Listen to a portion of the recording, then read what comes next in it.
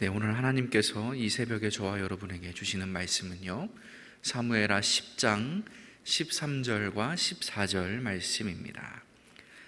오늘은 새번역 성경으로 제가 받들어 봉독하겠습니다. 이것은 하나님의 말씀입니다. 그런 다음에 요압이 그의 부대를 거느리고 시리아 사람들과 싸우러 나아가니 시리아 군인들이 요압 앞에서 도망하여 버렸다. 암몬 군인들은 시리아 군인들이 도망하는 것을 보고서 그들도 아비새 앞에서 도망하여 성으로 들어가 버렸다. 요압은 암몬 군대와 싸우기를 그치고 예루살렘으로 돌아왔다. 아멘. 오늘 사무엘하 10장 본문에는 짧은 전쟁 이야기 한 토막이 등장을 하는데요, 이 사건의 발단은 이렇습니다. 1절과 2절 말씀입니다. 그 뒤에 암몬 사람의 왕이 죽고 그의 아들 하눈이 그를 이어서 왕이 되었다. 다윗은 하눈의 아버지 나하스가 나에게 은혜를 베풀었으니 나도 나하스의 아들 하눈에게 은혜를 베풀어야겠다 하고서 신하들을 보내어 고인에게 조의를 표하게 하였다. 특별할 것 없는 내용이죠. 이웃 나라의 왕이 사망을 했고, 그래서 또 이웃 나라의 왕인 이 다윗이 그 당시 통례적인 어떤 그 왕궁의 법도에 따라서 이 조문객을, 왕의 어떤 자격을 대신하는 공식 사절단으로서 이 조문객을 꾸려서 이렇게 가게 했다. 요 내용입니다.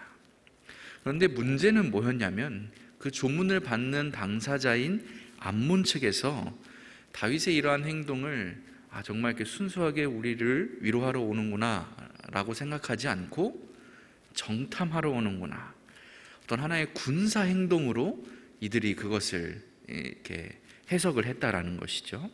이어지는 3절 말씀입니다. 그러나 암몬 사람의 대신들이 하눈에게 말하였다.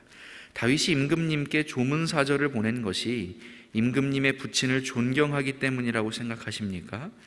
오히려 이 도성을 두루 살피고 정탐하여 함락시키려고 다윗이 임금님께 자기의 신하들을 보낸 것이 아닙니까? 결국 암몬 사람들은 내부적으로 이런 판단을 내리고서 어떤 이제 조치를 취하게 되는데, 또 그게 너무 이렇게 뭐랄까요, 과한 이 과잉 조치를 시행하고 맙니다. 사실상 이제 싸우자, 선전포고나 다름없는 내용을 보이는데요. 4절 말씀입니다. 그래서 하눈은 다윗의 신하들을 붙잡아서 그들의 한쪽 수염을 깎고 입은 옷 가운데를 도려내어 양쪽 엉덩이가 드러나게 해서 돌려보냈다. 이 당시에 남자의 수염이 그때와 그들에게 어떤 의미가 있었다, 이런 거를 굳이 따져보지 않더라도 요즘 기준으로 봐도 수염 한쪽을 다 도려내고 깎고 또 입은 옷을 엉덩이가 보일 정도로 다 잘라서 도려내가지고 그렇게 사람을 대한다는 것은 정말 모욕적인 처사를 할 수밖에 없는 것이죠. 또 이들이 그냥 일반인이 아니라 왕을 대신하여, 다윗을 대신하여 온 사절단을 이렇게 대했다는 것은 전쟁하자는 얘기나 다름없게 여겨졌을 거라는 것입니다. 실제로 이 사건 때문에 다윗과 전쟁이 일어나게 됩니다. 그런데 이제 이스라엘을 홀로 상대를 이 암몬이 할 수 있는 정도의 국력이 없었기 때문에 그들은 자기들이 이렇게 일을 벌려놓고 어떻게 하느냐, 당시 이스라엘의 최대 라이벌 국가였던 아람, 이 시리아에다가 지원을 요청을 하게 됩니다. 10장 6절 7절 말씀입니다. 암몬 사람들은 자기들이 다윗에게 미움을 사게 된 줄 알았다. 암몬 사람들은 사람을 보내어서 벤르홉의 시리아 사람과 소바의 시리아 사람에게서 보병 2만 명과 마아가의 왕에게서 1,000명과 돕 사람들에게서 12,000명을 용병으로 고용하였다. 다윗은 이 소식을 듣고 요압에게 전투 부대를 맡겨서 출동시켰다. 그러니까 이제 이렇게 전쟁이 시작이 된 것이죠. 그런데 이미 다윗과 이스라엘 쪽은 이 국력이 전성기를 쫙 이렇게 올라가 있는 그런 최고점의 상태였기 때문에 이 암몬 또 시리아라고 이 연합군을 구성했다고 해서 이 다윗을 상대하기에는 역부족이었던 것 같습니다. 결국 결과적으로 이 시리아 암몬 연합군과 이스라엘 간의 전쟁은 아주 싱겁게 다윗의 승리로 끝이 나게 되는 것이죠. 시리아는 이스라엘 앞에서 도망하고 말았다. 다윗은 시리아 군대를 쳐서 병거를 모는 700명과 기마병 4만 명을 죽였다. 하다데셀의 부하인 모든 왕은 자기들이 이스라엘에게 패한 것을 알고서 이스라엘과 화해한 뒤에 이스라엘을 섬겼다. 이렇게 이제 10장의 내용이 어느 정도 마무리가 되거든요. 지금 여기까지만 이제 내용을 보면 지금 다윗의 삶이 어떠한가라는 것이죠. 다윗의 인생이 이 10장에서도 변함없이 계속 승승장구하더라는 것입니다. 다시 사무엘하서를 좀 이렇게 전체적으로 되돌아보면 사무엘하 2장에서 다윗이 사울이 죽은 뒤에 유다 지파의 왕이 먼저 되었고, 또 3장 뒤인 5장에서 통일 이스라엘, 기나긴 어떤 사울 세력들과 내전을 마치고서 통일 이스라엘의 왕위에 오른 게 5장에서 올랐습니다. 그러자마자 다음 장인 6장에서 어떤 종교적인 이 단합을 도모하기 위해서 언약궤를 다시 수복해 왔고요. 그리고 바로 이제 직전장인 사무엘하 9장에서는 어떤 일이 있었습니까? 사울의 어떤 잔존 세력으로 대표되는 그 무비보셋, 요나단의 아들이자 다리를 저는 자였던 무비보셋을 자기 왕궁으로 불러들여서 평생 곁에 둠으로써 이제 어떤 그런 향후의 반란이나 이런 것들도 싹 다 매조지를 해 놓은 것이죠. 그리고 나서 오늘 10장에서 드러나는 내용이 무엇입니까? 이제 대외적으로 그 당시 고대 근동 지역에서 가장 어떤 위협이 되는 라이벌 국가였던 시리아마저 다윗이 정복을 딱 해냄으로써 이제 어떤 그 지역 전체의 패권을 다윗이 손에 가졌다라는 내용이 오늘 본문의 내용이라는 것이죠. 그러니까 다윗의 인생 그래프가 지금 사무엘하서에 들어서서는 계속 하늘을 향해 쭉 치솟고 있더라는 것입니다. 누가 보기에는요? 자기가 보기에는. 다윗 자기가 보기에는 다 잘 되고 있는 거예요. 아, 됐다. 이것도 이겼다. 이것도 승리했다.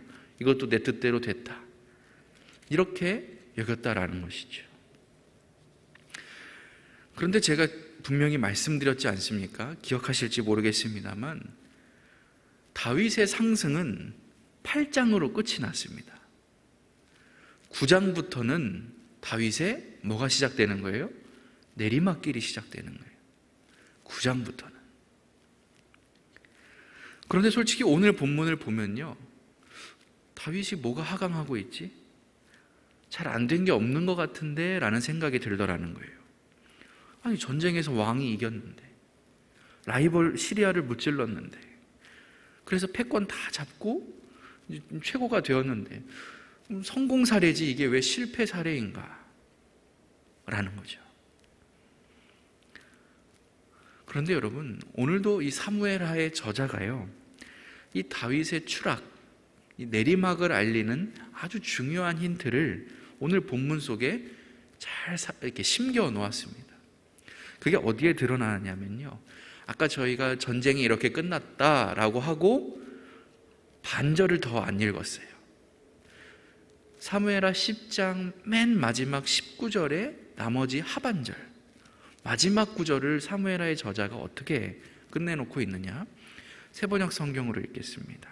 그 뒤로 시리아는 이스라엘이 두려워서 다시는 암몬 사람을 돕지 못하였다.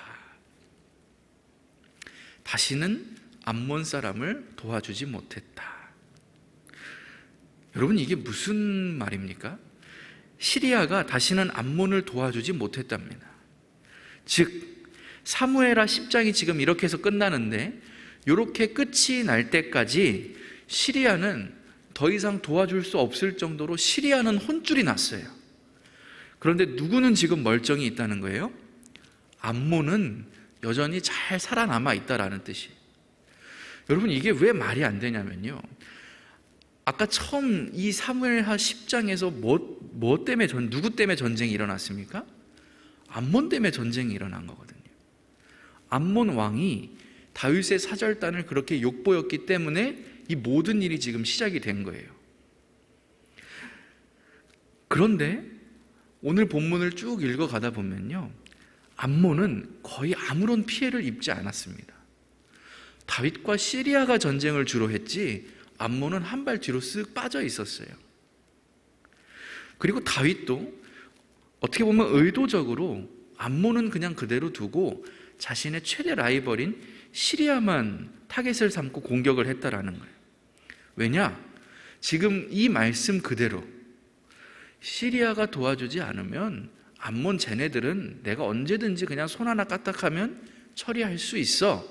걔는 별거 아니야 라고 다윗이 판단했기 때문이라는 것이죠. 그래서 실제로 다윗이 어떻게 했느냐? 시리아는 완전히 다 잡았습니다. 그리고 나서 이제 기세를 몰아서 암몬 걔네들은 그 성 하나만 딱 점령하면 끝입니다. 그런데 그 하나를 하지 않습니다. 암몬은 그대로 두고 다시 예루살렘으로 돌아와라 라고 장군 요압에게 회군을 지시하게 됐다는 것이죠. 요압은 암몬 군대와 싸우기를 그치고 예루살렘으로 돌아왔다. 정략적인 판단에서 보면 얼마든지 그럴 수 있죠. 야, 굳이 지금 힘 빼지 마라. 지금은 시리아하고 집중하자. 쟤네들은 냅둬도 돼. 언제든지 처리할 수 있거든. 근데 여러분, 결과론적으로 봤을 때 다윗의 지금 이 암몬을 남겨둔다라는 이 판단 하나가요, 훗날 그의 인생에 있어서 가장 최악의 경험을 맛보게 해주더라는 것입니다. 여러분, 다윗이 이 암몬을 다시 언제 공격하냐 하면요, 바로 다음 장인 사무엘하 11장에서 암몬과 전쟁을 벌입니다.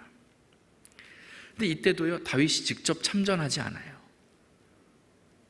시리아 잡을 때는 다윗이 처음에는 암몬 사람하고만 싸울 때는 요압을 보냈다가 오늘 10장에서 시리아가 본격적으로 참전을 했을 때 다윗이 직접 참전을 하거든요.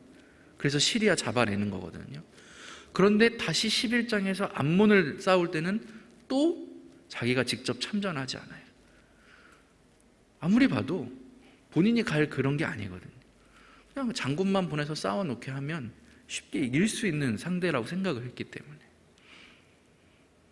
그래서 암몬과의 전쟁에서는 11장에 가면 장군만 보내요. 자기는 어디에 있어요? 궁궐에 있어요. 그렇게 한가롭게 시간을 보내면서 궁궐에 있다가 산책하다 누굴 만나게 되는 거예요? 밧세바를 만나게 되는 거예요.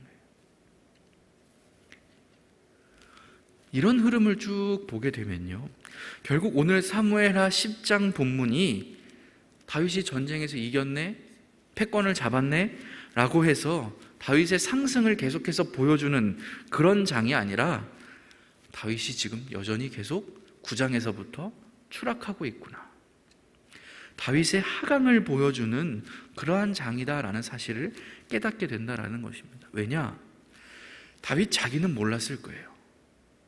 당시 그는 몰랐겠지만, 짐작조차 하지 못했겠지만, 암몬 정도는 그냥 놔둬도 되겠지 라는 그의 어떤 합리적인 교만과 그에 근거한 그 순간의 작은 판단, 작은 행동, 그 하나의 결심 하나가 나중에는 눈덩이처럼 불어나서 그의 인생에 가장 큰 화와 죄악의 기회를 제공하게 되는 지름길로 작용을 했다라는 것입니다. 작은 것 하나, 순간의 결심 하나가 그의 인생을 바꿔놓았다라는 것이죠. 그리고 이것은 우리에게도 마찬가지인 것 같습니다. 신약의 예수님과 사도들, 수많은 그 성경의 저자들이 수십 번 반복해서 했던 말이 뭡니까? 깨어 있어라. 졸지 말고 깨어 있어라. 그렇게 이 같은 말을 반복했던 이유가 무엇이겠습니까? 우리 삶은 하루하루 분절되어서 끊겨져 있는 것이 아니라 계속해서 이어져 가고 켜켜이 하루하루 쌓아져 가는 것이기 때문에 그렇죠. 어제의 생각이 오늘의 현실이 되고 오늘의 나의 행동이 내일의 방향성을 제시하는, 이 연결되어 있는 인생을 사는 것이 우리의 삶이기 때문에 그런 것입니다. 그래서 우리 기독교는요, 이런 단어들과 아주 가깝습니다. 반복, 훈련, 습관, 체득, 성실, 집중, 이런 류의 단어들과 항상 결을 같이 하더라는 거예요. 그래서 사도 바울이 괜히 그리스도인을 가리켜서 복무하는 병사다, 수고하는 농부다라고 비유한 것이 아니라는 거죠. 그리고 이것은 아마 매일 아침 같은 시간에 이 자리에 나와 계실 수 있는 여러분 같은 분들이 아마 가장 잘 아실 것 같습니다. 신앙생활은 머리로 하는 것이 아니라 성실함으로, 내 몸으로 세워가는 것이 믿음이고 신앙생활이다라는 것을 말이죠. 그렇기 때문에요, 저와 여러분들에게 있어서 그리스도인다움을 가장 잃어버리게 만드는 말들이 바로 이런 것들입니다. 한 번쯤은 괜찮겠지. 아유, 다음번에 잘하면 되지. 그럴 수도 있지. 아유, 뭐 이 정도야 뭐. 내일부터, 다음에, 나중에. 괜찮아. 하나같이 우리를 그리스도인으로서 제대로 살아내지 못하게 하고, 슬기로운 다섯 처녀처럼 매 순간 깨어있지 못하게 하고, 우리를 향한 하나님의 세미한 음성에 귀를 기울이지 못하게 만드는, 그래서 영적인 게으름에 빠지게 해서 온갖 죄의 문을 닫아 걸지 못하고 활짝 열어놓게 만드는 그런 말들이다라는 것입니다. 요압은 암몬 군대와 싸우기를 그치고 다시 예루살렘으로 돌아왔다.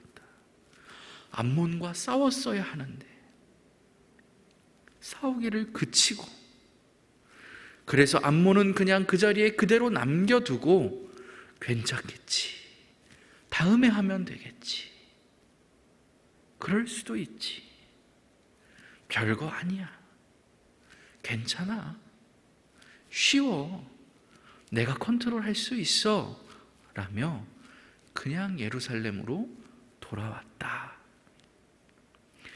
이 남겨둠, 이 여지, 이 교만, 이 순간의 작은 결심과 행동 하나가 결국에는 다윗 인생의 모든 방향을 바꾸어 놓게 되었다라는 것입니다.